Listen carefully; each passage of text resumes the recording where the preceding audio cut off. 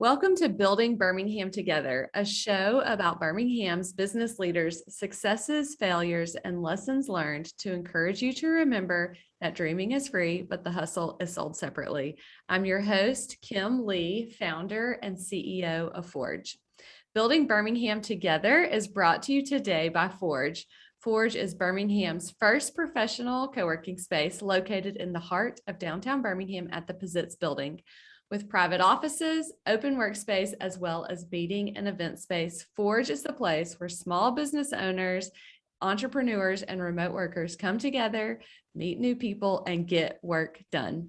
If you would like to find out more about Forge, you can visit workatforge.com and schedule a tour directly on our website. Today, we have Ryan Robinett on Building Birmingham Together. Ryan is the founder of Multiply, which can be found online at askmultiply.com. Multiply is a tech-enabled services firm which uses operational and HR management principles to help companies of all sizes create a sales process from scratch or to get more out of their current sales team. Ryan is a graduate of Auburn University and has a master's from UAB. Ryan began his career as an IT professional services consultant at Accenture before moving to CTS in 2006. Ryan was a key part of growing CTS around the Southeast. CTS was acquired by CGI in 2017, and Ryan departed CGI in 2018 and founded Multiply using many of the key tenants that made CTS successful. Ryan and his wife, Ashley, have 2 teenage children. So Ryan, welcome to Building Birmingham Together. Thank you for being here today. Thanks, Kim. Glad to be here. Good job with the intro. Oh, yeah. Well, I'm excited to have Ryan today for lots of reasons, but one is Ryan has been a member at Forge since almost the beginning of Multiply. He can kind of fill us the timeline in there. And so we have had an inside view of how he has built and grown Multiply. So I am excited that he gets to share his story with us today. And I pay to be at Forge. I don't get paid to say this, but Forge is a great place to work. And, Kim mentioned from our very beginning, I mean, we, prior to us having any customers and we were sort of just an idea, we moved into Forge and got a shared or got a dedicated desk. And so, yes, the folks at Forge have been a vital part of our journey over the last 3 years. And for the record, I did not pay him to say that. So thank you for the compliment. That is true. Absolutely true. So let's go back and I briefly touched on your background in the introduction, but just give us a little bit of a backstory about who you are. Sure. How you got to where you are today. Yeah. So I credit a lot of I'm a career consultant is sort of how I sum up my career and sort of the things that I've done. I started at Accenture, as you said, and then moved to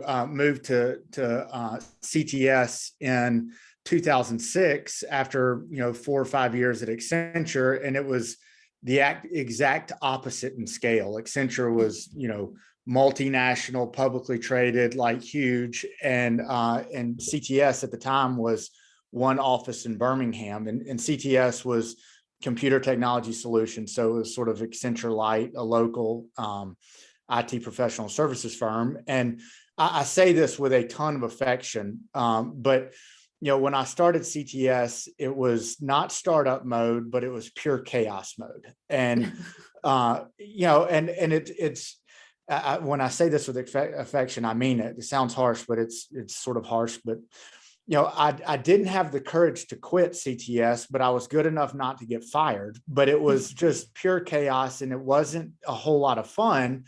And so, but what we did really well was create repeatable processes in a custom environment that allowed us to scale. And so we knew we had to create really good software solutions, in a variety of different settings and whatever, all different sizes and scales of company. but we also had to work on the internal things. And the thing that we got really good at was creating people. We would create we built processes to where we could recruit out of the universities and turn scholastically smart students into professional contributors very quickly. And we could do that on the technical side, and we could do that on the sales side, the revenue producing side. And so, and I had a part in both of those, and really enjoyed that and sort of the positions that I had at CTS. And so, that is sort of the secret that allowed us. When somebody would ask us what we did really well, we would say we do HR better than anybody. We could build people that allowed us, we could position them to be successful. And that allowed us to say we could build the best code, or we could create the best solution, because we could prove that we had the capabilities to do it.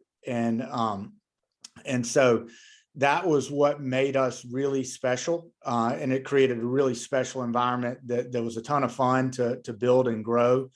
And then, another large multinational publicly traded company caught wind of us and came in and bought CTS. And so when I founded Multiply, it was like I really started thinking about what did I like to do best. And I boiled my life down to 3 bullet points, which was position people to be successful, equip them to be successful, and then see them achieve personal results that create corporate gain. And that became the thing that I was either going to dress my resume up and go try to find a place to do that for somebody, or create my own thing. And I chose to create my own thing route, and came up with the concept of Multiply, and plug into the sales world using a lot of the same tenets that we used to create the revenue producers at CTS. And it was formed around and our mission at Multiply is the 3 bullet points that, position people for success, equip them to be successful, and see them achieve personal results that create corporate gain, and plug into the sales world to do that. So, okay, tell us now what Multiply is, and then we can unpack that mission through what you do at Multiply. Yeah. So Multiply is basically, we are a company that either A, helps companies stand up a sales process from scratch, or B, get more out of the one that they've got. And so we serve startup companies, and we serve, the largest companies in Alabama. And we do it. We started as a pure services firm, and based on a methodology that sales is about repeating a conversation over and over and over again. And so so companies can define why somebody buys something from them. And there's a repeatable process that goes with this that, we have built a methodology around. You have to create personal credibility that you transition to your corporate credibility. You have to differentiate. You have to know who you want to talk to. You have to understand your competition. And then you get to your products and services, where you have to differentiate your products and services. You have ask that create, business level conversations and change the conversation from sales to problem solving. And then you've got qualifying questions, and then you've got to handle objections. And that happens over and over and over again. And it doesn't matter the setting, whether I'm in a boardroom, whether I'm doing a Zoom call, whether I'm meeting somebody for coffee, or the phone rings and somebody says, "Hey, what's Multiply?" Right? It's the same exact conversation, and you just draw on it at different levels of depth, depending on the setting. And so we take that methodology and help companies large and small figure that out, so that salespeople then know what to say, when to say, and how to say it. And so, a lot of the sales process now starts with sort of CRM tools or customer relationship management tools, and Salesforce or Dynamics and all these things. And the massive assumption in all of those tools is that, they're really good at tracking activity. They're great at calculating pipeline and all this, and managing contact information. But the massive assumption in all those tools is that the sales team knows what to say and when to say and how to say it.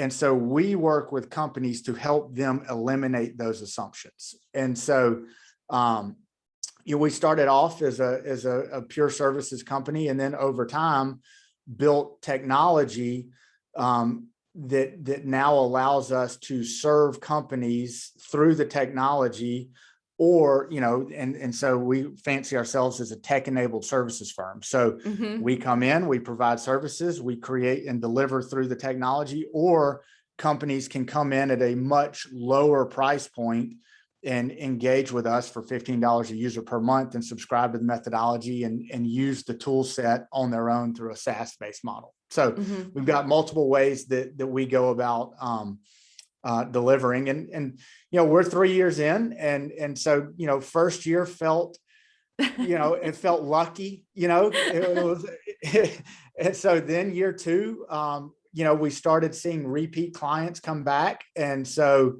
that created, all of a sudden, maybe we're not lucky, maybe this is a pattern, and then year three, you throw COVID in there, and we've grown year over year. And, so now we feel like we're really hitting our stride, and sort of figuring out, and we know exactly how we're going to deliver, whether we're walking into the largest company, or whether we're working with the startup companies. So it's been a ton of fun. Well, I have several streams of questions for you on all the things that you just summarized. Perfect. So I'm hoping I can make them go in an order that makes sense, but we'll see. So sure. If not, then maybe if y'all are listening to this driving in your car and you just listen to little snippets at a time, then that'll be great too. Right. But the first question, I want to go back to why, when CGI got started or bought y'all, and you thought, okay, this is time, it's a good time to leave. Right. And you looked at what you loved to do. What made you decide to take the jump and to actually start something on your own? What was that process like, rather than to go work for another company? So it's pretty funny. I mean, it was a very difficult decision. Like, I had a really great job. I was over 5 states, and, had a, vice president, segment lead or something. Like, I had a really good job. Right. And it paid me well. But the thing that there's a lot that I know about myself through, some things that I've dealt with, and I blogged on it last week about, the psychology of sales and but more so, like, I'm a huge fan of psychology, and so I have had to go through things that I've dealt with psychologists and learned about myself. And one of the things that was most impactful to me is that I realized that I'm a builder. And the real challenge that I had with working at a large company was it very much felt built. And so there's something about me that loves the adrenaline rush of walking into a meeting, and that meeting could change the trajectory of the company. It could be life-changing. There, 2 ways, right? Up or down. And so let's hope it's up. But it can be down if you're not prepared. And so I love that aspect of work. And so there's an aspect of adrenaline that goes along with it that goes into that. Like, I love the process of just pure problem solving, right? Not necessarily, like, you have your boundaries of things you can't necessarily cross, but within, like, reason, you can pull any lever to solve any problem that you want to. And in the larger companies, that's more difficult because they're established. And, like, I'm not saying one person's bad or one person's good, right? I mean, the larger companies are obviously super successful, right? But there's a level of rigidity that is built in, and that was difficult for me to deal with. And so, those things are what led me to think about, well, what's the least risky option? The least risky option is just to go do it myself. And so, it actually, I had a friend that I was talking this through, and I describe myself in a lot of ways as being risk averse. Uh-huh. I feel like I am, but I walked away from a fantastic job at CGI to do this, and it didn't really feel risky to me, right? It felt like the right thing to do. And the friend was like, you have got to quit describing yourself as risk averse, because Yeah. that's like the ultimate business risk. And Yeah, so, that seems pretty risky. but it didn't feel that way, right? I mean, it's so anyway, how we process risk is a different, and I look at things like, I like there's marketability, and there's job security, right? Mhm. And most people think that they want job security. And job security, we don't necessarily, it's like the definition of it is you're not likely to be let go by your employer. Right. But the controller in that is the employer. And so then there's marketability, which is we are desirable to the market. And so we can, if something happens, we can walk out and we have skills and we can get another job, or we can, earn a living on our own or whatever. And so that's sort of how I look at things. And I saw this as, the path to like marketability. Like I was going to continue to build my skill set. And from that standpoint, it creates job security for me. And so there's a part in that. And I think that's what, we as employees and employers should always be looking to create marketability for us and our employees and the people we encounter, not necessarily want them to feel job secure. So anyway, Right. so there's a part of that helped me make that decision. But when I got out, I mean, it was so surprising that the startup world, like I'm fairly confident in what I'm doing. I knew it worked because we had proven it, but I didn't know it worked as a service or, that other companies would buy. Right. Right. So that was, I didn't realize coming out how nerve wracking, and I still deal with it every day. There are parts of this that prey on every insecurity that I've got, and, they bubble up, new insecurities. And Right.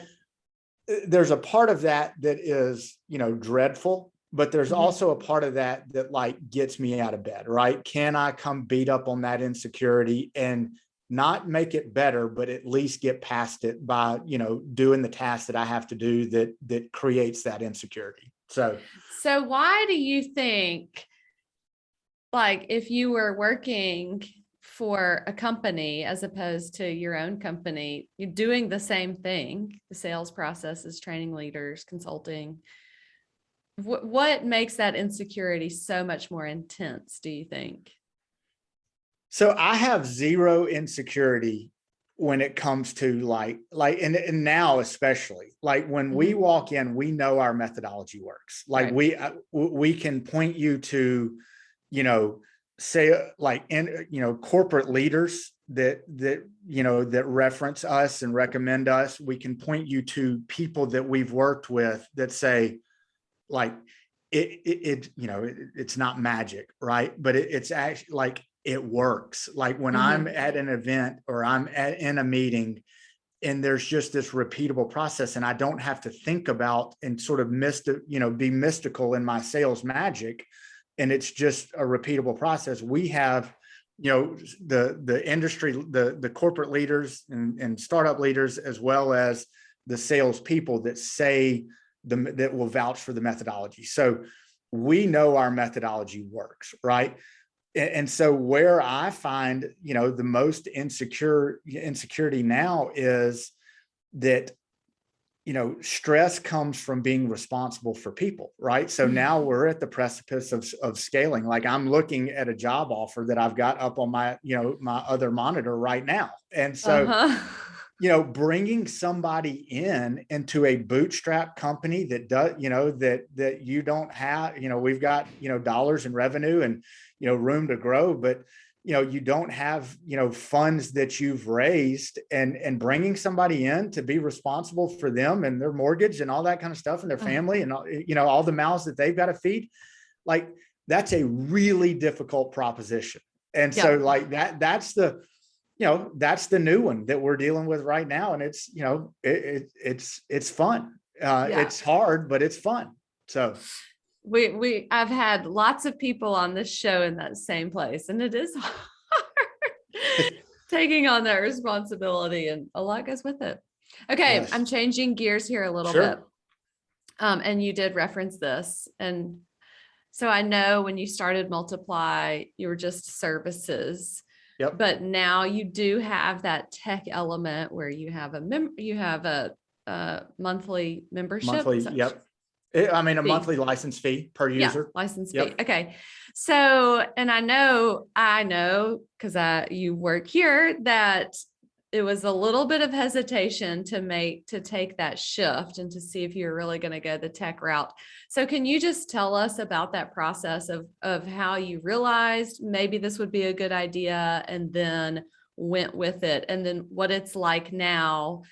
Because I know you got some pushback or some advice that it might not be a good idea, but what it's like to have a services and a tech side of your company. So the first thing is like, I left technology and I was like, whew, I'm glad I'm never going back there. Right. So, but as one of my mentors says, like, you can't hide from yourself. Like every time you go somewhere, there you are. And so,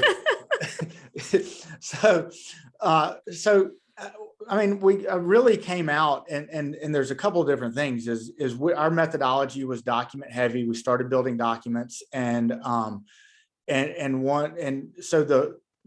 we realized that when you build this stuff in a document, like documents get stale quick, right? Especially if Multiply writes a document and you're supposed to maintain it, right? Well, that just it just gets stale like quick. It just gets put in the file shoulder, it gets emailed out, whatever, and then it just doesn't get updated. And so in sales messaging, it evolves quickly. Like, every success you have makes your sales message better and easier to deliver. And sales is a risk proposition for the buyer. So the more success you have as a seller, makes it less risky perceived on the buyer side. And so it's a constant evolution of a message. And so we started seeing that our the documents were sort of quickly getting stale. And we actually went out looking for this is a sales enablement type platform. And we went out looking for something to partner with. We didn't want to build necessarily out of the gate. And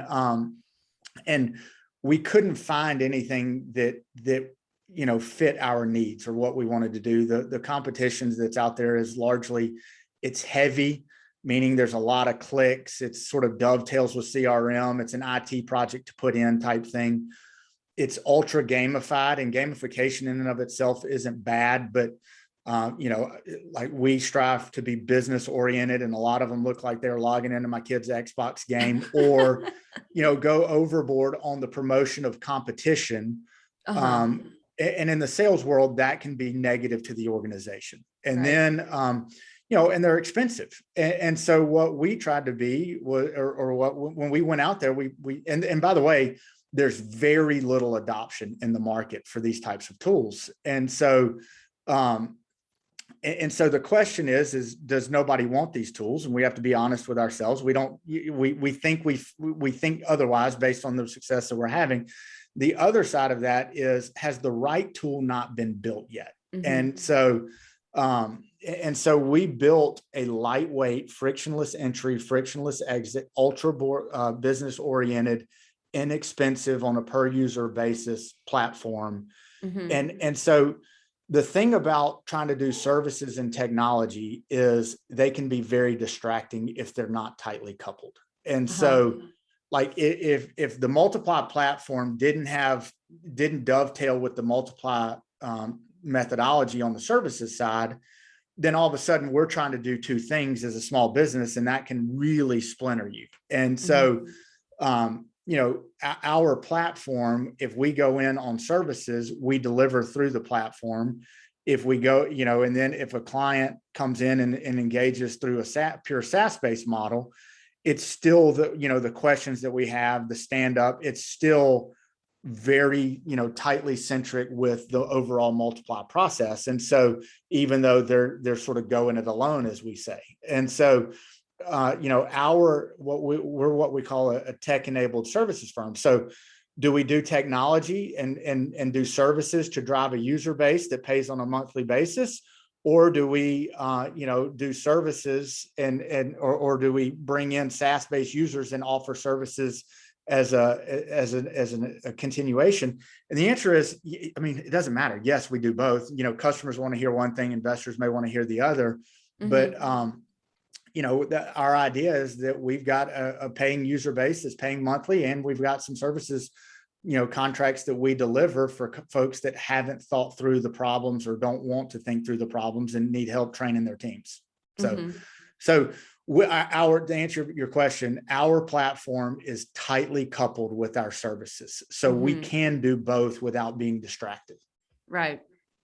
So if you were to, if a listener was to take anything away, it would be, if you are in that position, really thinking through, does this tech side marry well with the services side? Like, do they really work hand in hand, or are you trying to sell two separate products? If it's two separate products, and it's kind of interesting going back to like sort of my DNA and how I saw software being built as a consultant. And so, we saw, and like one of the things that when we're talking to somebody, we're always warning them against like building a technology in search of a problem.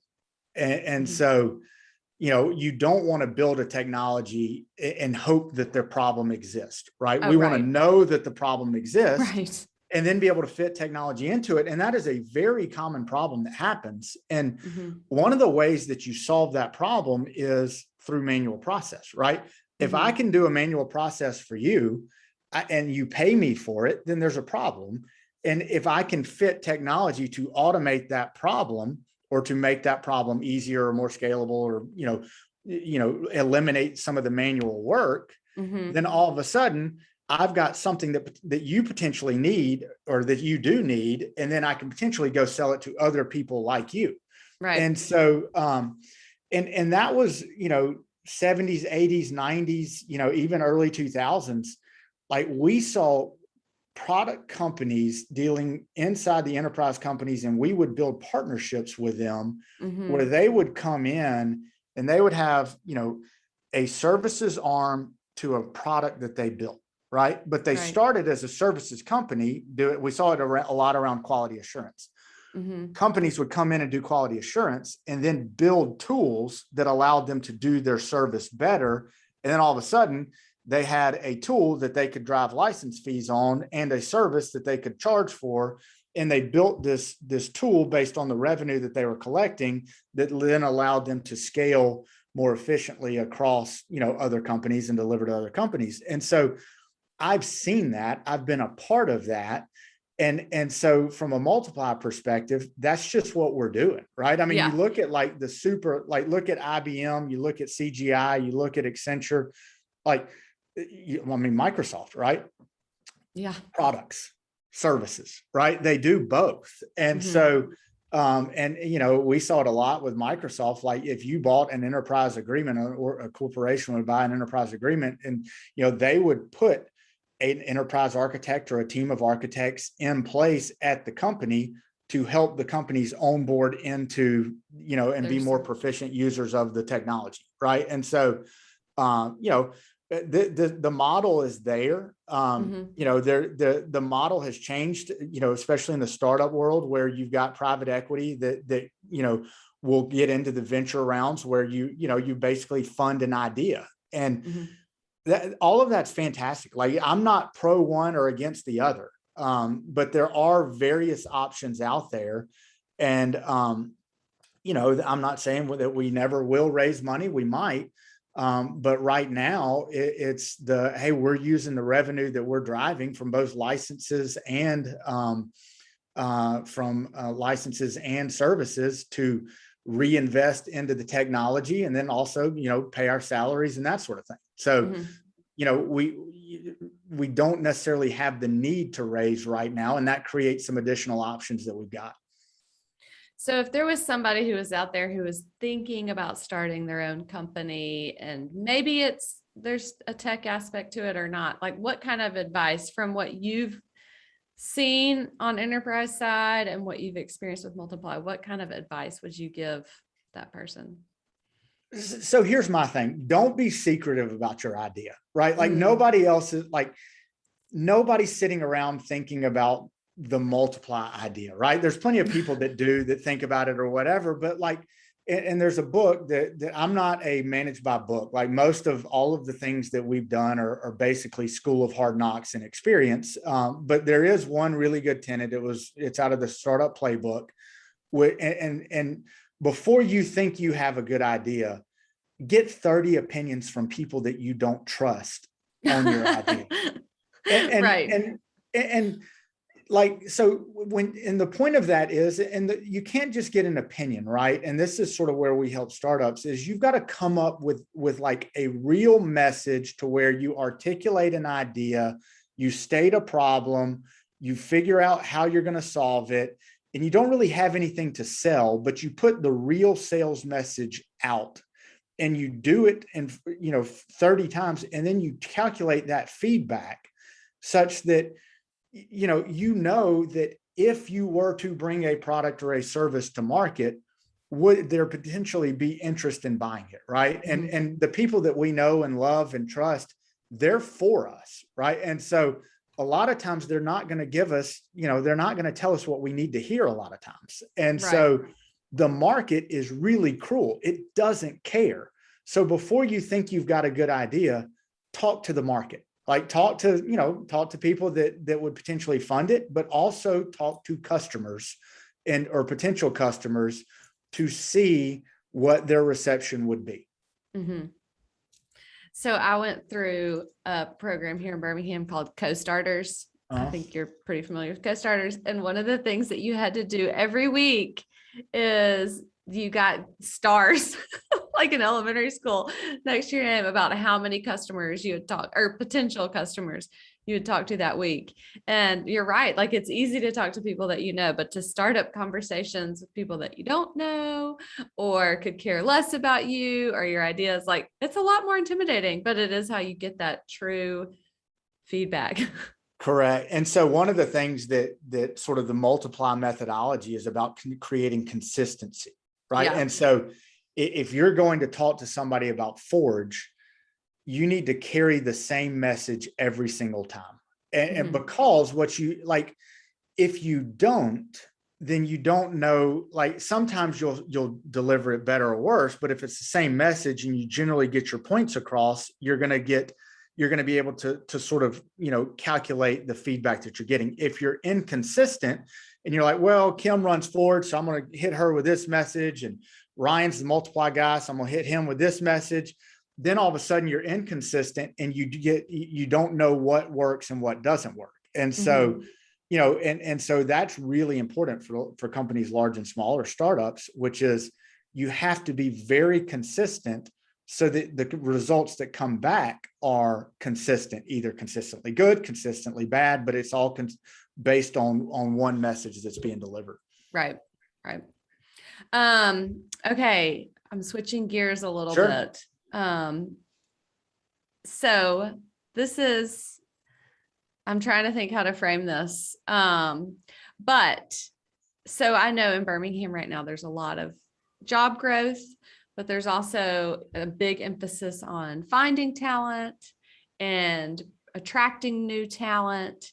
And I know that with the mission of Multiply and also what you try to take to your clients, you have good insight on how to get talent and how to, what talent we have here in Birmingham.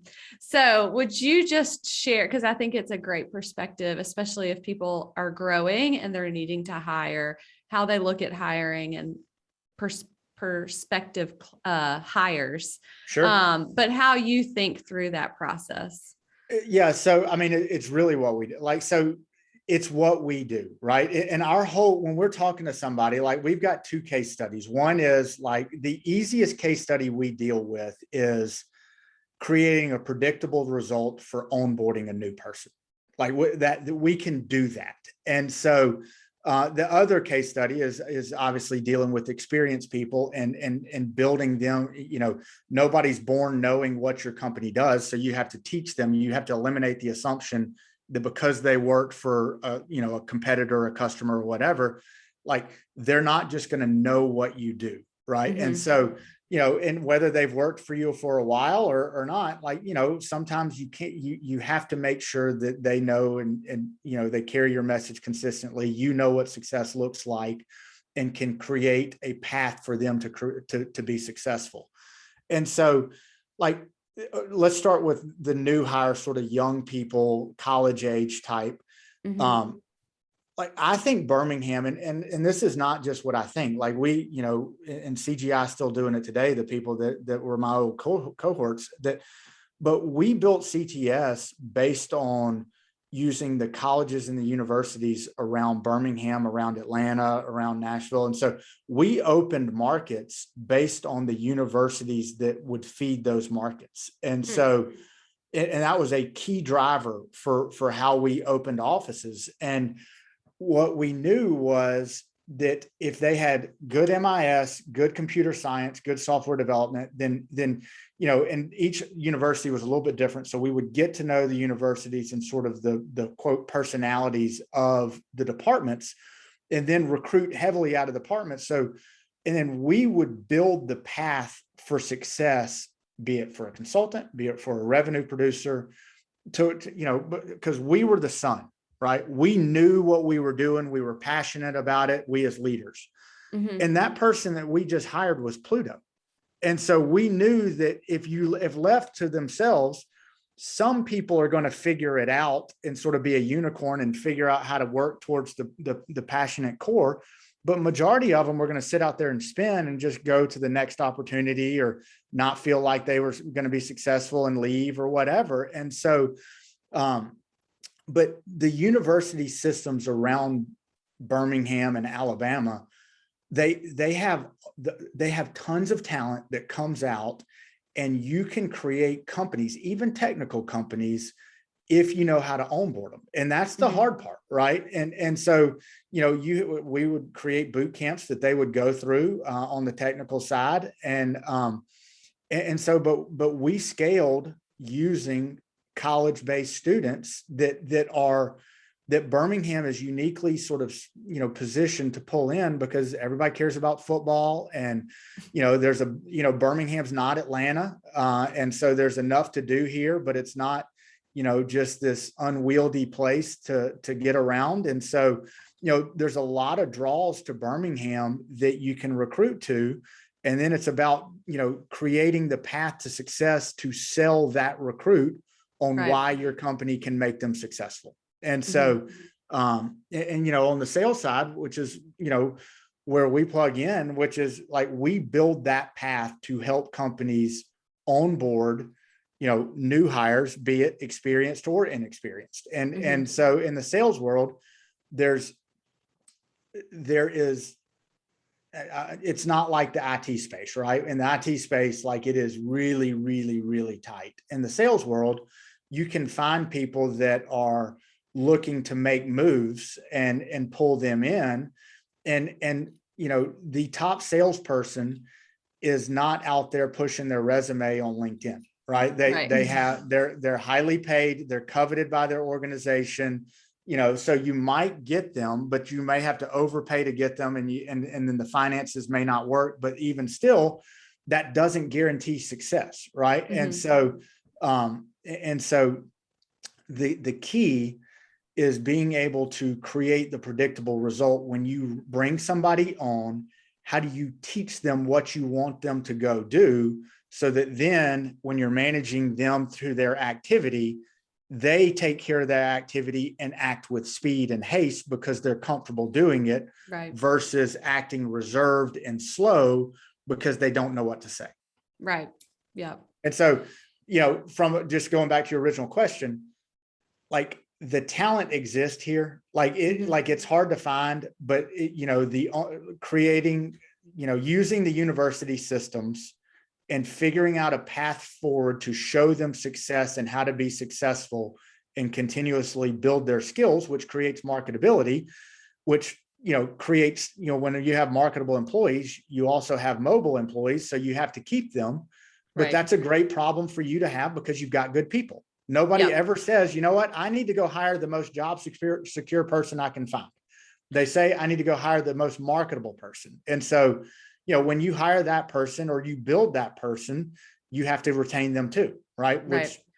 So does that answer your question, or did I Yeah. ramble too much? No, that answers it. I Okay. just think it's a good perspective when thinking about hiring and training and who you hire and what you're looking for, as opposed to what you can give that person and how you can train them. Yeah. I'm a big believer in there is no perfect fit, and you hire the best person possible. And then you position that person to be successful, and then Right. equip them to be successful, and then allow them to achieve the things that they want to achieve that benefit the company. Mm-hmm. Yeah, it's great. So, okay. So the title of this podcast is Building Birmingham Together. So my question for you is, what role do you see that multiply plays in building up Birmingham? Yeah, so I'm a Birmingham native. I love Birmingham. I'm, sort of an apologist for it. And so I like to tell the Birmingham story because I truly do believe that, it is a fantastic place to build a career, to raise a family and that sort of thing. And so, the role that we have is, when we go in, we talk to as many people as we can. And when we go in, we make people better. Right. And so when other people are better, then that makes their companies better. And, on the revenue producing side, if they're selling more, than Birmingham benefits, the company benefits, and so when I love the scaling process. That's what I love. Right. And so, and sort of gets back to when, I left CGI, is I love the scaling. I love the process of growing a business. I love the process of sort of, and so within Multiply is built around, how do we help companies grow? And so how do we help ourselves grow? And then how do we help other companies grow? And so, that we see it as our responsibility to, we serve, the contracts that we sign, but those contracts, be it through SaaS models or through, services, put us in touch with people. And when we do our jobs well, we allow people to be better, which benefits Birmingham. Yep. Okay. One final question for you that I always ask. A lot of it selfishly, because I just like to hear, but I figure if I like to hear these stories, other people do too. Are just some lessons that you've learned over the years about running or growing an organization, or just being a leader, that you apply to the way you operate day by day? Yeah. So that's a wide, there's so many things, right? Pick one or two. I'll tell you, I have nightmares about built Multiply around one meeting. Right. And I was walking in, and I was 26 years old, and there was some lady named Nancy, and I thought that I was going to just walk in, and I was having to pitch a request for change. It was $50,000, deal. And I was like, I got this, whatever. And I got my lunch eaten. It was horrible. And so literally I was, my best buddy named Philip Miles was standing over my shoulder, and I got twisted in a knot, and he had to pick up the phone for me and be like, hey guys, you know what? We'll call you back. And I was like, that will never happen again. And so that moment was so key to because I had been able to sort of just wing it to that point. Right. And then I got in over my head and couldn't get out. And it could have been really bad for my career. But that moment right then, I was never going to walk into a room where I wasn't prepared. And so like, that is what, it's sort of when I was in, a position to make some decisions at CTS, like that was the story that I told to people, is that like, it happened to me and it's not going to happen to you. And so, it's the same thing around Multiply, which is when we're talking to people and sort of is like, we walk in prepared, like, and it's a repetitive conversation that happens over and over and over again that we can learn. And so we go in and we do it and we apply it in different ways, but we are going to be prepared every single time we walk in the room. So like, that is one of the big things that I like look back and sort of foundational in sort of the way I act, and then the way that, I acted when I was managing a large team, and then sort of apply it. I mean, Multiply is built around that conversation. And, I don't know where Nancy is and I don't know her last name, but like, she was very important to my career. So, and then it's, there's so many things that we think are going to happen, and like that we can't plan for. And I thought when I walked out and the tech scene in Birmingham would be like, oh my gosh, thank goodness Ryan's here. And and that didn't necessarily happen. But what did happen was a lot of the largest companies in Birmingham were our first customers. And so and so all of a sudden, like, it didn't dawn on me until after, later in the fact, like, wait, hold on, we've got our market, and now how do we work backwards, right? And so, the sort of the thought process that I had for Multiply coming out, and it didn't happen the exact same way that I thought it would. But a lot of it deals with, being very consistent, and then learning from the consistency, learning from the yeses, learning from the nos, and then figuring out. And part of our problem with the startup world was our price point, which is why we came up with technology, so that we could be lighter and so and deal with a smaller company base, a little bit easier. And so we didn't sacrifice what we wanted to be. We just, found our corporate, and then, figured out how to work back down market. And so, and so there's from my standpoint, those aha moments happen every day, and you can't like just, sort of, you have to prioritize them. You can't like look at the disco ball and chase all of the bright, shiny things that as it spins. And so, you have to be careful about that, but you do have to stay, in tune with the yeses and with the nos, right? So that you can pivot your company in an organized manner, as opposed to just chasing bright lights. Right. And so those are sort of the, like, I know, the conversation with Nancy when I was, 26, 27 years old, like that was very, very pivotal to me. And I applied every single day. And then the preparation that I learned from that allows you, as a company owner and leader of a company, to adjust the company based on the preparation and the consistency that you carry, such that you're not constantly pulled in different directions, that where you want to go. Right. So. Well, thanks. Okay. So I do have a few just rapid fire questions. So just short. I'll try. First of thought. Okay. So I'm going to ask top two books, even though you said you're not a big book person, and I already knew the one that you were going to mention. So you can say the same one again, but that you recommend, or that has had a big impact on you running your business. Okay. So there's one, all right, there's two, right? There's one called The Challenger Sell. And that was good. It wasn't new to me. It was sort of, but like, it reinforced a lot of who I am, and sort of like, and that was sort of like, I don't look at sales as sales. I look at like good salespeople are problem solvers. And so, that sort of got towards that, which was Okay. was good. Then there's another book called the Startup Playbook, and I really like that one. And it's really about the only one that I recommend, because it's not a how-to book. Like how-to books are, and sort of you can tell when people are managing by books and that sort of thing. This book was really good because and my wife actually gave it to me for Father's Day or something when I was quitting and starting my own thing.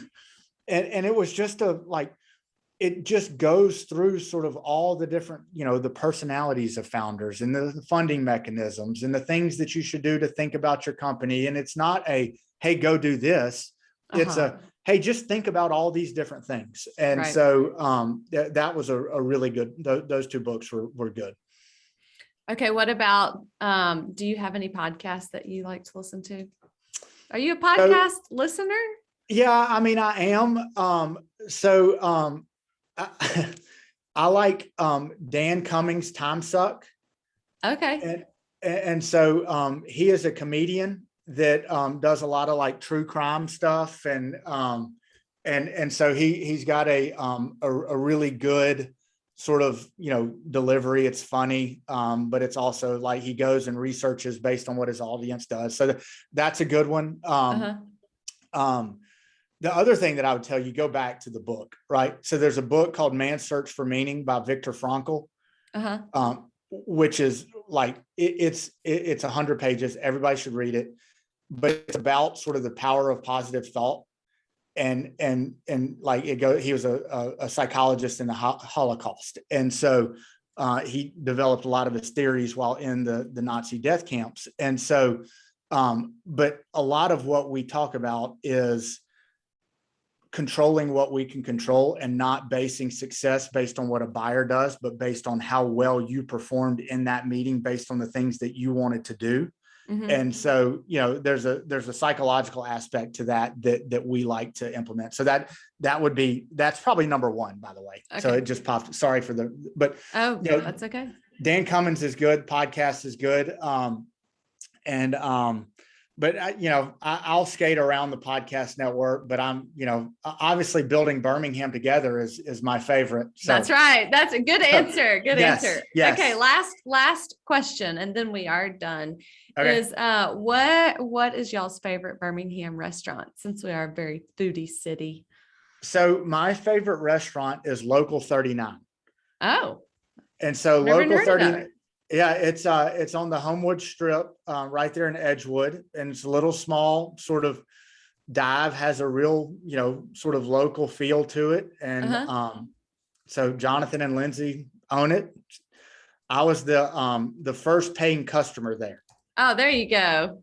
So yeah, and it's my fish. I have old plaster mounted fish, and my fish is over the bathroom there. So, okay, that's awesome. Yeah. Not many people can claim that. Yeah, so that's my. If I'm going somewhere, that's where I want to go. That's where you're going. Okay, well, Ryan, thank you so much for being on Building Birmingham Together. I've loved watching you grow, multiply, and all of the local businesses and not local businesses that you've really helped with your systems and technology. So thank you for the work you're doing and for being on here today. And glad to do it. And I love the people at Forge. Y'all are great. And like I said, hey, I pay to be there. I don't get paid to say it, but it's a great place to work. Well, thank you. Thank you for that. Thank you for that. All right.